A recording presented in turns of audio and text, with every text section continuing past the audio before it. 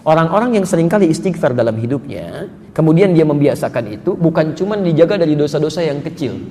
Mohon maaf ya, cinta Allah pun akan diturunkan pada orang ini.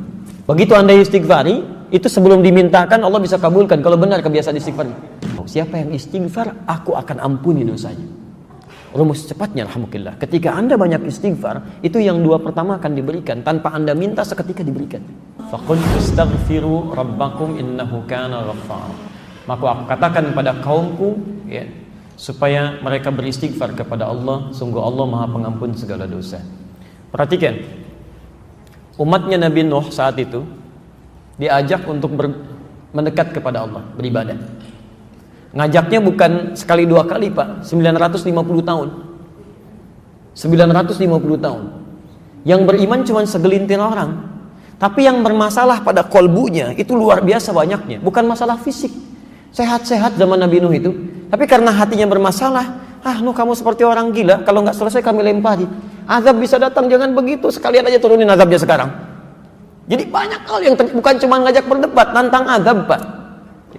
Ketika penyakitnya ada dalam jiwanya disadari oleh Nabi Nuh, maka apa yang pertama kali disampaikan oleh beliau? Lihat kalimatnya, ini rumus cepatnya. Rumus cepatnya. Sekarang perhatikan sebentar ya, sebelum saya masukkan betul obatnya. Lihat gini. Tadi kalau penyakit jiwa, kolbu berdosa tidak? Dosa ya. Sekarang perhatikan. Perhatikan sebentar. Oh maaf, ini apa? Bukan, ini gelas Pak ya. Isinya air. Sekarang lihat. Saya lagi, ini apa? Gelas ya. Terbuka atau tertutup? Terbuka sekarang. Kalau gelasnya terbuka, bisa saya masukkan spidol? Bisa, baik. Bisa saya masukkan handphone? Tidak, nggak cukup tuh ya. Baik, pelan-pelan. Baik. Fokus ya. Baik, sekarang perhatikan. Jadi benda-benda itu bisa masuk sesuai dengan ukurannya. Nah, perhatikan ya. Saat kita memohon kepada Allah, itu sumber-sumber kebaikan kita terbuka. Janji Allah, Anda mau minta apapun, itu seketika akan diberikan. Akan diberikan. Itu ada di Quran surah kedua Al-Baqarah ayat 186, posisi paling kiri sebelah bawah. Wa idza sa'alaka 'ibadi 'anni fa inni qarib. Kalau hambaku punya persoalan kemudian ingin mencari aku, ini sudah fitrah manusia. Kalau sedang punya masalah pasti menyebut nama Allah tuh. Nyari gitu ya. Fa inni qarib, Muhammad katakan pada orang mencari aku ini, yang bertanya kepadamu, aku dekat, gak usah dicari, memberi harapan. Secara psikologis itu menenangkan. Anda bertanya, Ustaz Adi mana ya? Belum datang. Aduh gak ada kabar nih. Dengan yang kedua dikatakan tenang, beliau sudah dekat katanya. Mana yang paling menenangkan? Yang pertama atau yang kedua? Yang kedua. Fa inni qarib. Poinnya, ujibu da'watad da'i idza da'an. Saya akan selalu jawab doa hambaku sepanjang dia berdoa. Bentuknya progresif, ya. Bahkan kalau dalam bahasa Inggris 3 itu, present, continuous, future. Jadi kalau kita minta, kata Allah, sifat doa itu ketika diminta akan selalu dijawab. Nggak ada doa yang tidak dikabulkan Pak. Tidak ada. Kalau nggak sekarang, besok. Kalau nggak besok, nggak bisa sekarang kita menerima di alam kubur. Kalau nggak dapat di akhirat, pasti dikasih. Tidak ada doa yang tertolak, semua dikabulkan. Cuma yang jadi masalah, ketika Allah akan berikan, manusianya menutup pintu doa itu untuk datang. Ditutup dengan apa? Maksiat. Ketika seseorang berbuat maksiat, kata Nabi, hadir naktah sauda dalam jiwanya. Nutup. Semakin banyak maksiat dikerjakan, maka nutup seperti ini. Kalau sudah tertutup seperti ini, jangankan handphone, maaf, spidol pun gak bisa masuk. Yang paling berbahaya, jangankan doa, mohon izin ya, maaf, ajakan kebaikan pun gak bisa nyambung. Ya karena kebanyakan bermaksiat, bahkan yang paling bahaya makan yang haram. Haram itu seketika tuh, kalau sudah masuk ke perut ngalir dengan darah Pak. Masuk ke tangan, masuk ke telinga, masuk ke mata. Kalau sudah masuk telinga, itu panggilan kebaikan gak bisa nyambung tuh. Susah. Allahu Akbar, gak tembus. Wa fi adhanihim waqra. Quran surah ke-6 ayat ke-25. Wa fi adhanihim waqra. Ada orang yang di telinganya tuh ada sumbatan, gak bisa dengar Pak. Ya, bola tuh jauh kedengaran banget tuh. Direncanakan bahkan sebelumnya itu. Ada tuh, hafal.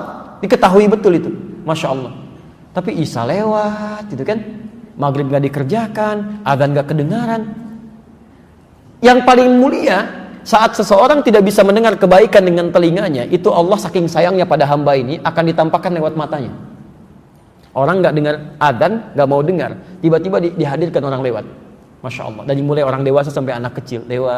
Pak, salat Pak. Mari, Masya Allah. Ya, mangga silahkan duluan. Silahkan, tuh kan. Om, salat Om. Ya, silahkan duluan.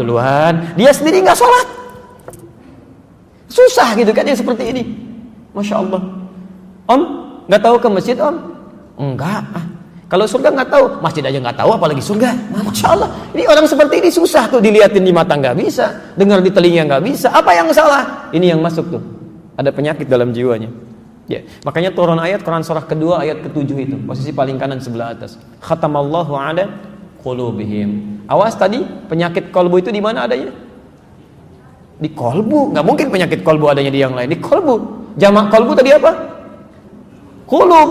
Khatamallahu ala qulubihim wa ala sam'ihim wa ala absarihim ghishawah. Perhatikan, pertama yang bermasalah kolbunya. Kalau kolbu bermasalah, tembusnya kemana? Telinga nggak bisa dengar, mata nggak bisa lihat. Kalau sudah seperti ini, dia tidak membuka sekat ini yang paling bahaya. Walahum adzabun azim. Maka hidup orang ini akan tersiksa itu. Di dunia tersiksa, di akhirat tersiksa. Orang yang punya penyakit hati itu, Pak Ambu, hidupnya nggak akan tenang. Demi Allah saya katakan nggak akan tenang. Ya maaf ya, mau tidur aja nggak tenang. Ya, tidur masih kepikiran nikmat orang lain. Dia punya rumah tapi masih mikirin rumah orang. Begitu mau tidur tuh kalimatnya masih jelek aja. Bahkan ada yang mohon maaf ya, mimpi pun masih dosa juga. Ya, gara-gara dia memang semua ini sedang tidur tuh. Sampai isinya bingung, Pak, bangun kenapa gitu? Ya Allah, kapan istirahatnya? Saat nggak tidur juga salah, saat tidur pun tidak tentram. Itu orang-orang seperti ini. Bagaimana cara bukanya? Faqultu astaghfiru rabbakum innahu kana ghaffar. Kalau kadarnya masih kecil-kecil, untuk menghilangkan dosanya dengan istighfar. Itu untuk meluluhkan dosanya. Ya. Kalau ini tutupnya ini dari apa tutupnya? Tuh, aluminium. Ya. Maaf ya. Lihat kalimatnya. Kalau tutupnya dari tisu bagaimana? Lebih lunak atau lebih keras? Lebih lunak. Ada yang kecil-kecil yang bisa ditembus begini tuh. Ya. Ini kalau dengan istighfar aja bisa dicabut begini. Maaf Bapak Ibu sekalian, itu tanpa sadar dalam beraktivitas dalam sehari itu akan selalu ada dosa yang pernah kita kerjakan, termasuk saya. Semuanya. Coba kalau nggak percaya cek dari ujung kepala sampai ujung kaki. Itu pasti ada potensi dosa masuk itu. Ya, mata tuh. Sekarang sudah jam 2 lewat 7 menit. Saya mohon izin dari Anda bangun sampai dengan sekarang, berapa kali mata kita berbuat salah tuh, salah lihat. Pasti ada aja. Telinga salah dengar, kan? Lisan salah bicara, pikiran salah berpikir. Sekarang pun mungkin ada begitu, nggak tanggung-tanggung ustadznya juga salah dipikirin gitu. Bisa kejadian gitu kan, macam-macam terjadi. Nah itu yang kecil-kecil, itu seketika hilangnya dengan istighfar. Coba cek, Nabi beristighfar nggak dalam hidupnya? Sebelum tidur istighfar nggak? Berapa kali? 70 sampai 100 kali sebelum tidur. Nabi Rasul dijaga dari kesalahan, dijamin surganya, tingkat surga tertinggi, masih istighfar dalam hidupnya. Anda bukan Nabi, bukan Rasul, surga sampai duhur ini belum jelas, hisab masih menegangkan, gak mau istighfar, aneh itu. Makanya orang-orang yang istighfar itu, ketika dia istighfar, maka sumber-sumber masalah yang kecil itu hilang, Pak. Makanya mohon izin ya, kalau ingin dijaga dari penyakit-penyakit hati, salah satu caranya kata Quran, biasakan istighfar. Astagfirullah. Jangan dibiarkan ada. Jadi begitu ada misalnya setan datang, tuh dia tuh sombong, jalan aja nggak nyapa kamu. Begitu muncul itu langsung astagfirullahaladzim. Itu nggak benar. Astagfirullah. Itu seketika akan hilang dan potensi dosa akan keluar. Ya. Kalau sudah seperti ini, masya Allah. Orang-orang yang seringkali istighfar dalam hidupnya, kemudian dia membiasakan itu, bukan cuma dijaga dari dosa-dosa yang kecil. Mohon maaf ya, cinta Allah pun akan diturunkan pada orang ini. Cinta Allah akan diberikan. Allah itu sangat mencintai orang yang membiasakan istighfar dalam hidupnya. Quran surah ketiga ayat 31, posisi paling kiri sebelah atas. Quran surah ketiga ayat 31. Saya mau kasih rahasia siang ini. Maaf, ibu mau bapak? Saya mau kasih rahasia, boleh? Baik, kita keluarkan dari Quran. Lihat ayat Qurannya. Quran surah 3 ayat 31, posisi paling kiri sebelah atas, ya, agak ke tengah sedikit. Qul in kuntum tuhibbunallaha fattabi'uni. Katakan Muhammad, jika kalian serius mencintai Allah, buktikan cinta itu dengan mengikuti aku, ikuti Nabi. Coba kita biasakan. Bangun tidur, ya maaf ya, non-muslim juga bisa bangun tidur. Sama orang beriman juga bangun dari tidurnya. Masya Allah. Bahkan ya membuat kan hal-hal yang bisa mereka kerjakan. Ada yang bangun tidurnya, ada yang langsung cuci tangan, ada yang langsung duduk, ada yang langsung mandi. Anak-anak kecil bahkan mengatakan bangun tidur terus. Bukan, Nabi nggak begitu. Jadi kalau Anda ingin dicintai Allah, ikuti Nabi. Bagaimana Nabi bangun dari tidurnya? Ternyata ada sunnahnya. Ya, ada duduk dulu, ada mengusap sebagian dari bekas ngantuk, ada baca doa dulu. Nggak ada bangun tidur langsung mandi. Ada tahapan dia. Makan juga begitu. Mau minum pakai tangan apa? Kanan. Kalau cuman kanan, yang lain juga bisa dengan kanan. Masya Allah. Kemudian setelah itu minum dengan mengucapkan apa? Bismillah. Masya Allah. Setelah itu minumnya sambil berdiri atau sambil duduk? Duduk. Masya Allah. Turunannya kan ada semua tuh. Ketika Anda bisa ikuti itu, maka lihat kalimatnya. Fattabi'uni yuhibbukumullah. Ini yang mau saya turunkan rahasianya. Bismillah. Kalau Anda serius cinta Allah, persamaannya ikuti Nabi SAW. Sekarang perhatikan, ini rahasia besarnya ayat ini. Kita turunkan persamaannya. Orang yang bisa mengikuti tuntunan Nabi dalam kehidupannya, maaf bukan cuma sholatnya ikut Nabi ya, tapi lisannya pun ikut Nabi, pandangannya ikut Nabi, gitu kan? Kebiasaannya ikut Nabi. Maka yuhibbukumullah, cinta Allah akan diturunkan. Yuhibbukumullah, Allah akan cintai kalian. Yang menarik, kemudian diberikan persamaan oleh Quran. Perhatikan persamaannya. Wa yaghfir lakum dzunubakum. Kalau Allah sudah mencintai seorang hamba, ternyata bukan dunia yang pertama diberikan. Jadi kalau bapak ataupun ibu mendapatkan kemuliaan dunia, jangan dulu bangga. Belum tentu Allah cinta dengan itu. Jelas ya? Nah, apa yang Allah berikan? Wa yaghfir lakum dzunubakum. Allah akan ampuni dosa hambanya. Ampunan dosa. Jadi orang-orang yang dicintai Allah itu, seketika yang Allah berikan pada orang ini, Allah ampuni dosanya. Gugur, dihabiskan semua. Gugur, selesai. Yang paling menarik, sekarang perhatikan persamaannya. Cinta Allah bersanding dengan ampunan dosa. Kalau kita buat persamaan terbalik seperti ini, berarti orang-orang yang sering meminta ampunan dosa dari Allah itu berpotensi lebih cepat mendapatkan cinta Allah Subhanahu wa taala. Perhatikan persamaannya. Orang yang dicintai Allah maka akan diampuni dosanya. Persamaan terbaliknya, orang yang sering meminta ampunan dosa bukankah akan cepat mendatangkan cinta Allah? Halo? Ya kan? Jadi orang yang sering minta ampunan dosa itu akan cepat mendatangkan cinta Allah. Persamaan terbaliknya. Di orang-orang yang sering istighfar, cara meminta ampunan dosa, kunci pembukanya ini istighfar. Di orang yang sering istighfar, astagfirullah, astagfirullah, astagfirullah, Masya Allah, itu matanya akan dijaga oleh Allah. Begitu melihat yang tidak baik menurut Allah, dia akan palingkan. Astagfirullah, astagfirullah. Tangannya juga begitu. Kakinya juga begitu. Dan hebatnya, ini yang paling mulia. Orang-orang yang sudah mendapatkan cinta Allah, ahli istighfar ini, ahli istighfar, kalau sudah mendapatkan cinta Allah Subhanahu wa ta'ala, maka Masya Allah, kemuliaannya tanpa meminta pun doanya segera dikabulkan. Orang yang biasa istighfar itu diantara kemuliaannya, Allah akan cepat mengabulkan kebutuhannya tanpa dia harus memintanya. Butuh sesuatu, datang. Butuh sesuatu, datang. Padahal orang ini belum tentu minta. Ini pernah dipraktekkan oleh seorang tukang roti di zaman Imam Ahmad bin Hanbal. Pak, beliau pahami betul konsep ini. Ya. Kata Ibnul Qayyim Al-Jauziyah, beliau punya rumus, ya, masa setelah Imam Ahmad sampai disebutkan rumusnya. Kalau Anda punya permohonan yang cukup banyak, tapi waktunya singkat, kata beliau, cukup perbanyak istighfar. Begitu Anda istighfari, itu sebelum dimintakan Allah bisa kabulkan kalau benar kebiasaan istighfar. Ya. Imam Ahmad itu pernah lewat, kemudian beliau datang ke Mesir. Di Mesir masuk masjid. Ya. Begitu masuk ke masjid, tiba-tiba petugas masjidnya langsung mengusir beliau. Ukhruj, katanya, keluar. Itu imam besar, Pak. Dikenal dia seantara jagat ya, cuma saking tawadhunya pakaiannya biasa-biasa. Seperti Syekh Yasin Al-Padangi, Bu. Ya, ibu atau bapak yang dari Padang itu ada ulama besar tuh. Ya, saya sampai hari ini masih kagum, saya terus belajar. Sampai tadi saya nunggu di mobil tuh saya masih pelajari beliau itu. Ya, bagaimana santunnya, tawadhunya, pakaian macam-macamnya, itu ahli sanad Pak, sedunia itu. Sedunia, semuka bumi ahli sanad itu.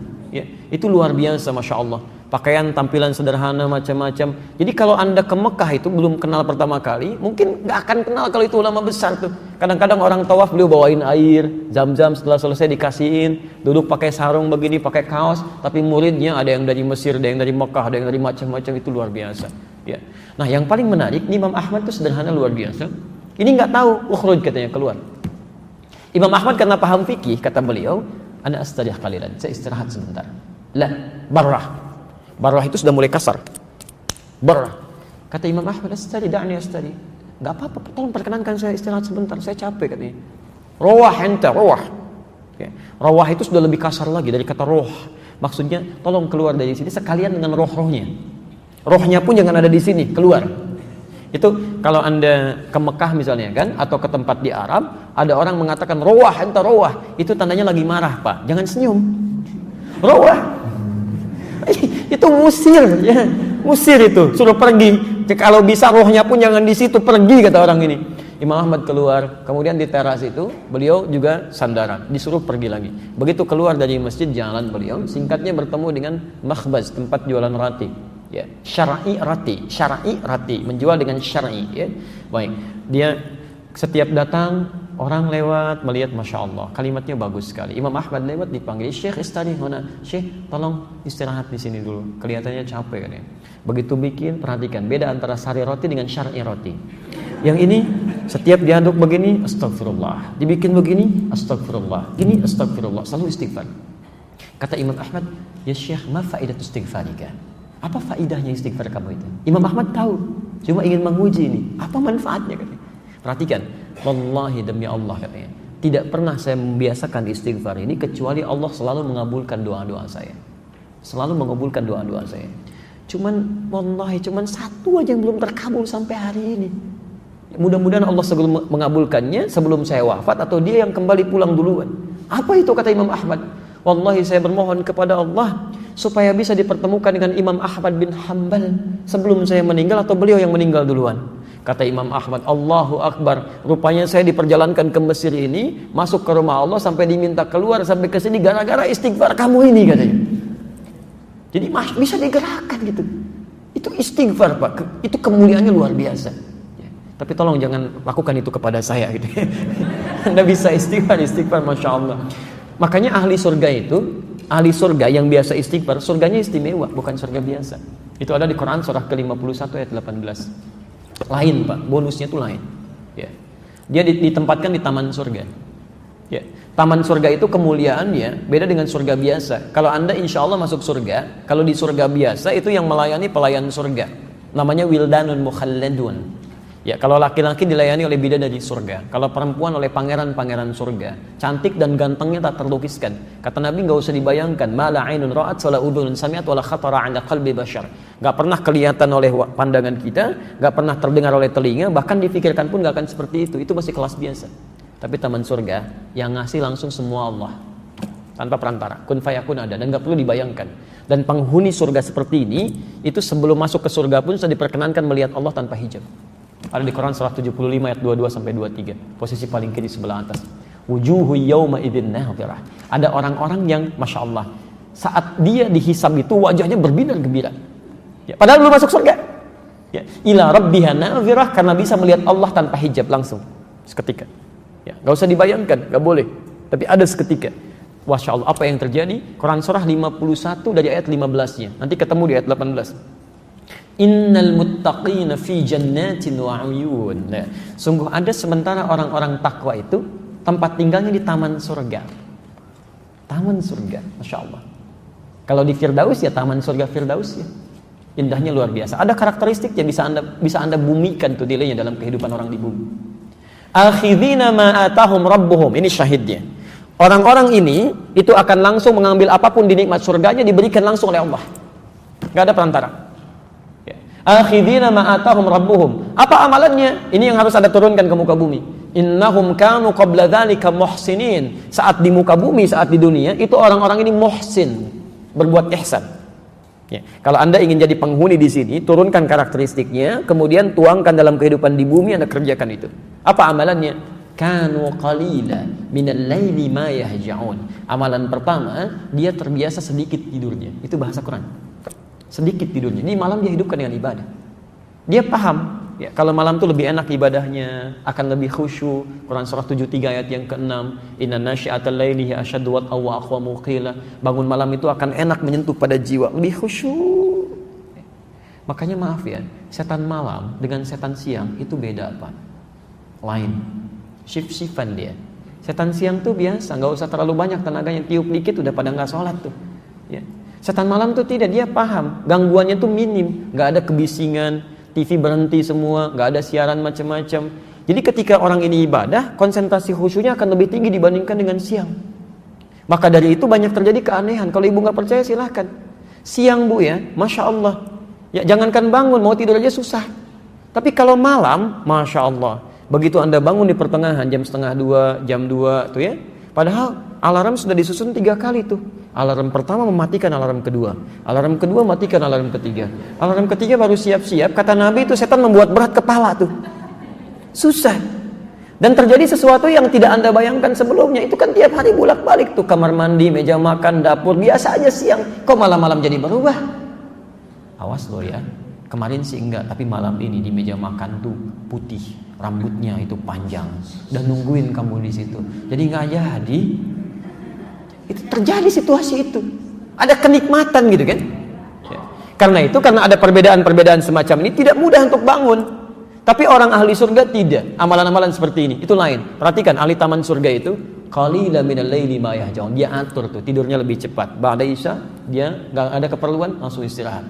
Sedikit tidurnya, malam dia hidupkan. Salat, Masya Allah. Ayo, itu bahasa Quran, sedikit tidur. Kalau Anda tambahkan, bermasalah. Di rumus fikih itu Anda tambah jadi berkurang. Sedikit tidur, taman surga. Sedikit-sedikit tidur, maaf, di tamannya aja enggak. Silahkan cek. Jadi dalam agama itu kalau sudah pas gak usah ditambah-tambah. Subuh 2 rakaat. Saya pengen yang paling sempurna, ikuti sunnah Nabi. Saya merasa banyak kurang sholatnya, besok saya 3 rakaat. Salah. Jadi kalau sudah ada pas, gak usah ditambah, gak usah dikurangi. Menambah sesuatu itu mengurangi kemuliaannya. Selesai. Ya. Yang paling menarik, habis tahajud. Kalau Anda cuma tahajud aja, belum bisa masuk taman surga. Amalan selanjutnya ayat ke-18-nya. Wabil ashari hum yastaghfirun. Ini poinnya. Jadi dia tahajud di sepertiga malam, menjelang subuh, belum subuh Pak. Ashar itu waktu menjelang subuh singkat. Ya, paling 15 menit lah, 10-15 menit sebelum subuh. Dia duduk istighfar. Istighfar. Bahkan ada hadis qudsi di situ. Hadis qudsi. Diriwayatkan orang pertama yang menerima dari Nabi 31 orang sahabat senior. Hampir semua meriwayatkan. Ya, Abu Bakar As-Siddiq radhiyallahu taala anhu, Umar bin Khattab, Utsman bin Affan, Ali bin Abi Thalib sampai Sayyidah Aisyah radhiyallahu taala anha. Itu menerima semua dari Nabi. Yanzilu Rabbuna tabaraka wa ta'ala. Allah Subhanahu wa ta'ala akan membentangkan rahmatnya, ya, di fi thuluthil akhir minal lail, di setiap sepertiga malam yang terakhir. Kemudian menyampaikan, faqala, Allah menyampaikan pada hambanya, ya ibadi, hai hambaku, siapa yang meminta kepadaku akan aku kabulkan. Siapa yang memohon aku akan berikan. Dan man istaghfara li ghafartu lahu. Siapa yang istighfar, aku akan ampuni dosanya. Rumus cepatnya alhamdulillah. Ketika Anda banyak istighfar, itu yang 2 pertama akan diberikan tanpa Anda minta, seketika diberikan. Makanya ahli taman surga itu, Masya Allah, begitu selesai tahajud, dia nunggu fajar. Astagfirullah, astagfirullah, astagfirullah. Ingat-ingat dosanya itu. Kalau nggak percaya silahkan Pak ya. Nanti malam Anda tahajud. Setelah itu menjelang subuh misalnya, Anda biasakan istighfar. Terus dengan hati yang bersih, yang enak. Itu selain dosa keluar, itu tidak menutup kemungkinan air mata bisa ngalir. Tapi sambil diingat, apa dosa-dosa yang Anda lakukan? Mungkin pernah berkata kasar pada orang tua, pernah membuat pasangan hidup kecewa, sombong terhadap orang-orang sekitaran. Ingat-ingat itu. Itu demi Allah saya katakan, nikmatnya luar biasa. Ini. Dan dosa gugur. Dosa gugur. Ya, jelas di sini? Baik, saya sebentar saya cukupkan dulu sampai sini. Untuk bagian pertama itu masih yang ringan-ringan. Kalau dosisnya, maaf, atau kadar penyakitnya masih kecil-kecil, masih suka pada nikmat orang lain, kan? Masih belum qanaah dengan nikmat sendiri, ya, masih belum puas dengan nikmat sendiri, masih mengharap punya orang, walaupun belum mencela, itu yang kecil-kecil gugur dengan istighfar. Tapi kalau sudah membuat yang jelek-jelek, itu nggak akan hilang dengan istighfar. Pasti ada tahap kedua. Ya. Saya mau ngecek sebentar nih, ya, untuk memastikan kita benar atau tidak. Apa lawan dari hidup? Mati. Baik. Kalau tertawa? Nangis. Kalau siang? Malam. Kaya? Miskin. Baik ya. Sekarang kita cek ya. Quran surah 53 An-Najm ayat 43, ayat 44 dan 48. Ayat 43, 44, 48. Oke. Dari 4 pertanyaan tadi saya keluarkan 3 aja. Ya. Apa lawan tadi yang Anda jawab? Lawan kehidupan apa? Kematian. Baik. Wa annahu huwa amata wa ahya. Dialah Allah yang mematikan dan menghidupkan. Jawaban Anda benar. Ayat 44-nya, wa annahu huwa adhaka wa abka. Dialah Allah yang telah menjadikan orang bisa tertawa dan juga bisa menangis. Jadi lawan tertawa apa? Anda benar. Baik. Tadi yang Bapak jawab, Ibu jawab, lawan kaya apa? Miskin. Baik ya. Quran surah ke-53 ayat 48-nya tuh, lihat. Sudah kencang, benar enggak gitu ya? Wa annahu huwa aghna wa aqna. Dialah Allah yang telah menjadikan seseorang kaya dan cukup. Ternyata di Quran itu lawan kaya itu cukup, Pak. Gak ada orang miskin, Bu. Gak pakai O, gak ada orang miskin. Gak ada orang miskin. Jadi Allah tidak pernah menciptakan orang miskin di muka bumi. Gak ada. Yang ada itu orang yang selalu merasa kurang dengan nikmat, sehingga mengharapkan nikmat orang lain. Padahal bagi dirinya cukup gitu. Itu yang jadi masalah. Coba perhatikan ya. Kalau ada orang merasa miskin, Allah langsung berikan zakat supaya dia keluar dari kemiskinan. Maka zakat diberikan pada orang yang merasa miskin. Quran surah ke-9 ayat ke-60. Innamas shadaqatu lil fuqara wal masakin. Diturunkan zakat untuk mengentaskan kemiskinan. Ternyata dengan zakat masih belum cukup juga, masih miskin juga. Diberikan infak. Quran surah kedua Al-Baqarah ayat 215. Posisi paling kanan sebelah bawah. Yas'alunaka madza yunfiqun qul ma anfaqtum min khairin falil walidaini wal aqrabin wal yatama wal masakin. Untuk keluar dari kemiskinan. Kurang cukup juga dikasih sedekah. Masya Allah, zakat dikasih, infak dikasih, sedekah dikasih, masih miskin juga. Kalau dengan semua itu belum bisa mengeluarkan Anda dari kemiskinan, Anda perlu dikasih apa lagi? Jadi sebetulnya konsep itu keluar untuk mengeluarkan dari sesuatu yang dirasakan miskin. Kata Allah, nggak ada yang miskin, cuma 2, cukup atau kaya, selesai. Ayo coba ibu pilih mana, mau kaya mau cukup? Alhamdulillah, tuh ada pilihan cukup kaya kan. Baik ya. Nah ini persoalannya di sini gitu ya. Nah jadi Bapak dan Ibu sekalian, itu perasaan kurang itu yang menjadikan penyakit datang. Itu yang coba kita istighfar ya, tiap hari istighfar. Kalau nggak sempat istighfar, jangan tinggalkan sholat. Jangan tinggalkan sholat. Karena dalam sholat itu ada kalimat istighfar. Makanya sholat ke-1 dengan sholat yang lainnya itu menggugurkan dosa-dosa kecil. Itu ada di hadis Muslim nomor hadis 233. As-salawatu ila as-salawat wal jumu'atu ila al-jumu'ah wa ramadan ila ramadan kafaratun lima bainahunna. Ya, sholat satu ke sholat lain, Jumat ke Jumat, dan Ramadan ke Ramadan itu bisa menggugurkan dosa yang terjadi di antara keduanya. Malam takunil kabair, sepanjang bukan dosa besar. Di Anda zuhur punya dosa, ya, dosa-dosa kecil, asar sholat. Jadi pas sholat asar itu dosa kecilnya hilang, otomatis itu. Ya. Kenapa salah satunya? Karena saat Anda sholat, Anda mengucapkan kalimat istighfar. Bukankah ruku kita mengucapkan istighfar? Subhanakallahumma bihamdika, Allahumma gfirli. Sujud Anda istighfar. Kalau Anda baca